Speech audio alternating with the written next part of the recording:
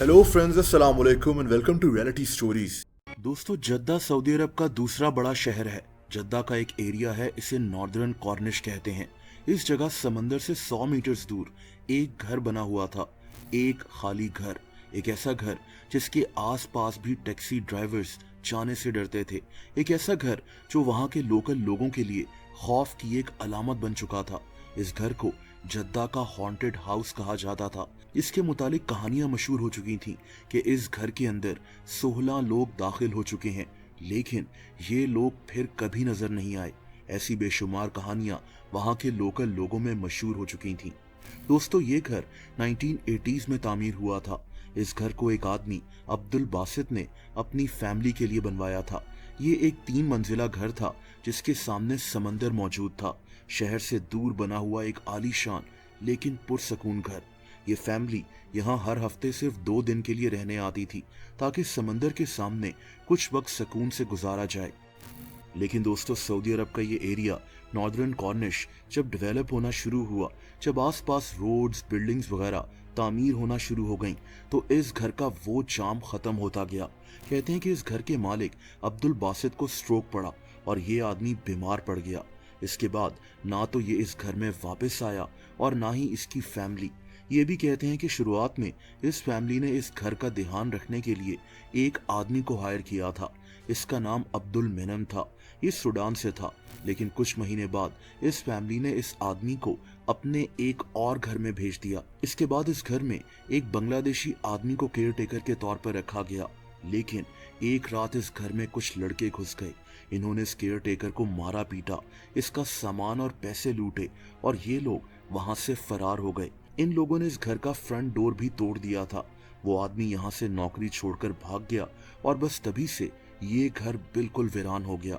इस फैमिली ने भी इस घर को अबैंडन कर दिया था। दोस्तों, ये एक इटालियन स्टाइल हाउस था। बड़ी बड़ी खिड़कियां, खूबसूरत आयरन वर्क, घर के अंदर मार्बल्स का खूबसूरत काम हुआ था। इस घर में बेसमेंट भी बनी हुई थी। लेकिन दोस्तों, वक्त के साथ साथ इस घर की हालत खराब होती गई। घर की दीवारों में अब क्रैक्स पड़ने लगे। इस घर में एक दफा आग भी लग चुकी थी और तभी घर की सीलिंग्स पर आग लगने के निशानात मौजूद थे। इस घर की खिड़कियों में सुराख हो चुके थे। इस घर के हर कोने में वीरानी छाई हुई थी। यहाँ कुछ स्कूल बुक्स पड़ी होती थी 1980s की, कुछ पुराने मैगजीन्स थे, बच्चों के कुछ खिलौने थे। ये सब चीजें अब्दुल बासित और इसकी फैमिली की थीं, जो आखिरी दफा इस घर में रहे थे। दोस्तों, आहिस्ता आहिस्ता वहाँ के लोकल लोगों में इस घर के मुतालिक पुरस्रार कहानियां मशहूर होती गईं। लोग इस घर को जिन्नात का ठिकाना समझना शुरू हो गए। सबसे मशहूर कहानी ये थी कि इस घर को अंदर से देखने 16 लोग मुख्तलिफ वक्तों में जा चुके हैं, लेकिन ये लोग फिर कभी वापस नहीं आए। ये लोग लापता हो गए। लेकिन ये शायद सिर्फ एक अफवाह ही थी। ऐसे लोगों का वहाँ की पुलिस के पास कोई रिकॉर्ड मौजूद नहीं है। बहरहाल, ये घर इतना मशहूर हो चुका था कि अब एडवेंचर के शौकीन लोग इस घर में रात गुजारने के लिए आना शुरू हो गए। 2012 में तो सऊदी अरब में पैरानॉर्मल इन्वेस्टिगेशंस उरूज पर थीं।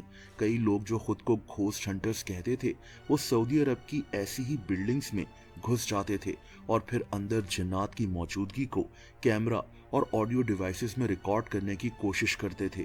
ये वाकयात इतने बढ़ चुके थे कि सऊदी अरब की पुलिस ने बाकायदा ऐसे लोगों के खिलाफ एक्शन लेना शुरू कर दिया था। इस घर की कहानी भी ऐसी ही थी। लोग यहाँ घुसकर पैरानॉर्मल इन्वेस्टिगेशन करने की कोशिश करते थे। शायद इन लोगों की वजह से भी इस घर में काफी तोड़फोड़ हुई थी। इस घर को इसीलिए मैग्नेट फॉर यूथ का नाम दे दिया गया था। एक ऐसा घर जहाँ यंगस्टर्स खिंचे चले जाते थे एडवेंचर के लिए, जिन्नात की प्रेजेंस को महसूस करने के लिए। लेकिन दोस्तों, कभी जद्दा का ये खौफनाक घर आज आबाद हो चुका है। कहते हैं कि अब्दुल बासित यानी इस घर के मालिक की मौत हो चुकी है और इसके मरने के बाद इस फैमिली ने ये घर अपने उसी सूडानी मुलाजिम अब्दुल मेनम को रहने के लिए दे दिया था। यहाँ आज इसी आदमी की फैमिली रहती है।